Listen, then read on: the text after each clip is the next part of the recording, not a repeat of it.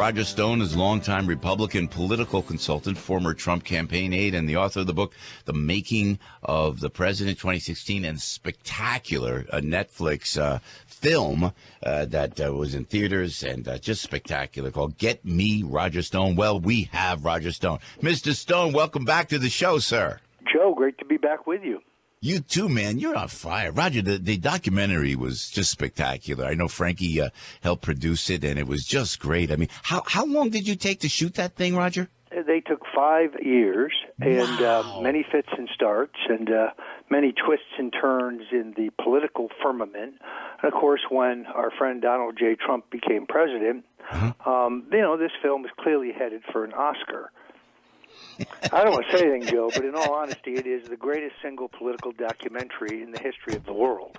But it is great, Roger. You're right. You're kidding. I just want to know this, Roger Stone, before we get to the politics of it all. My friend, wardrobe. Did you pick scene by scene wardrobe? You are impeccable in your wardrobe. I appreciate that. Of course, I have what they call spezzatura in Italian. Yeah. It means you just got to look like you never thought about it. You just threw it on, and it just happens to look great.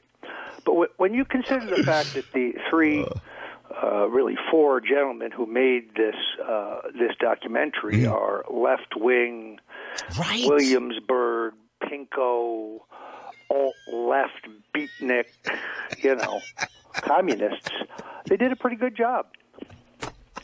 Roger, you are something else, man. You make me laugh. Roger, hey, Roger, let me break down what's happening down there in the White House. And don't forget, you're listening here. You're listening to Roger Stone, who actually said Donald Trump should be president. Roger, when? 1988, you said that, didn't you? I started beating this drum in 88. Look, I'm an unabashed 100% Donald J. Trump supporter. I will be, to steal a phrase from Bill Clinton, with him until the last dog dies. Yeah, man. I've thought for a long time that he had the guts and the size and the vision to take the country in a different direction. Yeah, and when you see what he does to this economy, you can whine about anything else you want. This economy is already on its way. That's right. Remember they told us if we elected Trump, the stock market would crash? Yes. I believe we had a record high in the stock market yesterday. All right. Well, it was 22,000. Hey, and above. Roger, we're going to get into it if we can. Anthony Scaramucci is a friend. He's a friend. I love the whole thing. See, I love the upset. I love the angst. I love the drama of it all. And were you surprised with what happened with Anthony Scaramucci? Oh, but let me just verify here. You were the first one to report that General Kelly would be the new chief of staff, correct? Well, in this case, the mooch turned out to be a political suicide bomber. But at least he took 2 rhinos with him. In the sense that I think he was responsible for removing Reince Priebus and Sean Spicer, neither of whom supported Donald Trump early, both of whom helped infiltrate his administration with establishment Republicans who really aren't with the Trump reform agenda. So I think he did a service to his country and his president. I do think his greatest public service may yet be ahead of him. As you know, he's got a lot of energy, and he remains totally loyal to the president and committed to his reelection. But that said, General Kelly is a general.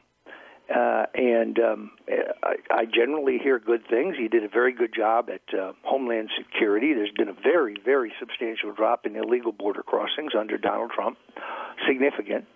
On the other hand, he's been very vocal about the need for a new war on drugs, and he and Jeff Sessions have been talking about prosecuting people for the use of medical marijuana, use and distribution in the 29 states that have legalized it. Now, Joe, that's the exact opposite of what candidate Donald Trump said in the campaign. Yeah. He said he was for states' rights, the people should decide. Yeah. He knows all about the drop in opioid deaths, drop in opioid crimes, drop in all categories of minor crime in the states where it has been legalized. And he remains a champion, but somebody needs to send the memo to his chief of staff and his attorney general. They're talking about a 1960s type crackdown. And we tried the war on drugs. It was an expensive, ignominious, racist failure. It just didn't work. Yeah. Is Attorney General Sessions going to survive, Roger Stone? Well, I think he survives. I don't know if he survives as Attorney General. Perhaps he survives as the new Director of Homeland Security, or maybe not. You know, the president has the ability to shuffle his cabinet, and while I think there would be a hue and cry if he were to fire Sessions, I don't know what happens if he merely transfers him to another important position. The president, I think, is very frustrated with Sessions for three reasons. The super-secret FISA court handed down a document in November that absolutely, positively proves without dispute that the Obama administration, Rice, Jarrett, Clapper, Brennan, Rogers, and Obama himself were surveilling tens of thousands of people illegally and in violation of the Constitution. Again, I say to you, Joe, this isn't me saying, it's not Donald Trump, it's not Alex Jones, it's not Frank Morano. It's the U.S. government in a formal finding of the FISA court. This is 10 times worse than Watergate. Yeah. Spying on Americans for political purposes to affect the outcome of a campaign, but Jeff Sessions hasn't impaneled a grand jury and he's done nothing. Very disappointing. Well, yeah, so if he goes, or they just kind of do a lateral move with Jeff Sessions, who's the Attorney General? Rudy? Chris. I mean, I don't think we know the answer to that. The one thing that the most predictable thing about Donald Trump is that he's entirely unpredictable. Yeah. So there's any number of people that could be in that job. Maybe Trey Gowdy, congressman from South Carolina, or perhaps former Mayor Giuliani. He'd be an excellent choice, although he has said publicly he's not interested. But who knows? I mean, the president can search far and wide. I think he needs somebody who's got his back, who's been more combative. I mean, the Clinton Foundation was never a charity. It's a slush fund for grifters. And it was a vehicle for the facilitation of multi-million-dollar bribes, yet the IRS nor the Justice Department does anything about it. Yeah, well said, Roger. And there's millions of people who absolutely agree with you. Now, I know you're sitting there with all your Russian friends and you're figuring out how you could work something out within the United States government. You know, hold on 1 second, Joe. Ivan, would you pass that vodka? Yeah, thanks. I love this whole thing. And me and Morano are dying and waiting and cannot wait till you testify before Congress. I just want to be abundantly clear. Yes, sir. That I have no Russian clients. I have no Russian contacts. I never met with any Russians. I never colluded with any Russians or had any contact with any Russians. This whole thing is a fairy tale. It's a canard. I know, it's what out in Staten Island they call BS. There's not an iota of proof that would hold up in a U.S. court of law, even in the case of Donald Trump Jr. Nothing wrong with that meeting, not improper, not illegal, and it turns out to be, a nothing. It's the woman doesn't have anything. The woman lawyer who meets with him, but it is curious how she got in the country without a visa, thanks to the FBI.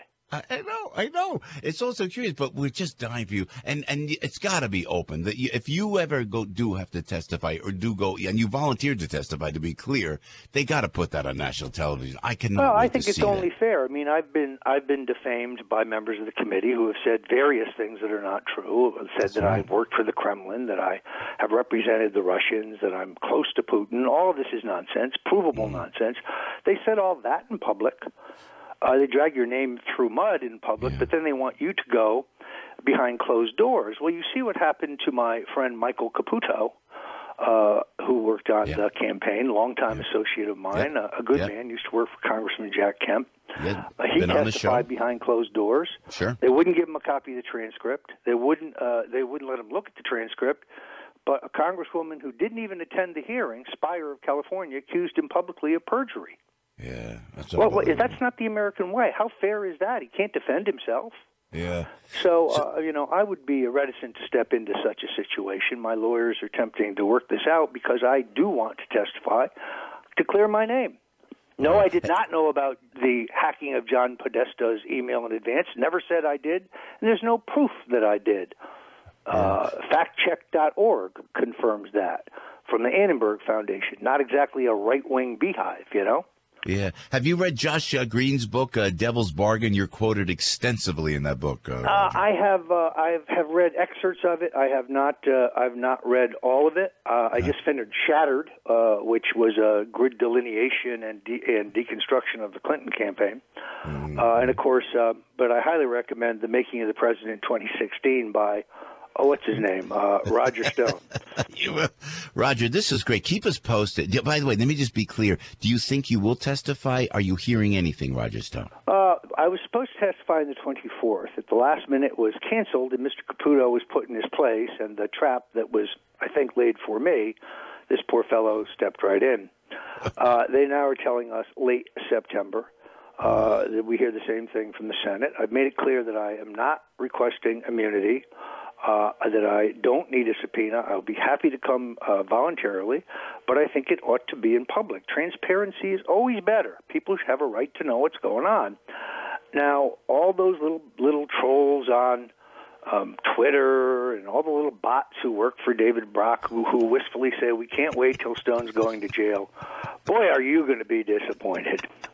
We love it. Roger, we always appreciate you being on the show, man. You got to check out Making of the President 2016 from Roger Stone and this documentary that you will not be able to walk away from for a second. Get Me Roger Stone on Netflix. Roger, always great to have you on the air. Thank you so much for your expertise and your wonderful, wonderful take on everything, Roger Stone. We love you, man. Joe, keep in touch. Many thanks. Thank you indeed. Roger Stone, one of a kind on AM 970, The Answer with Piscopo in the morning. And thanks to Frankie Five Boroughs for always bringing Roger.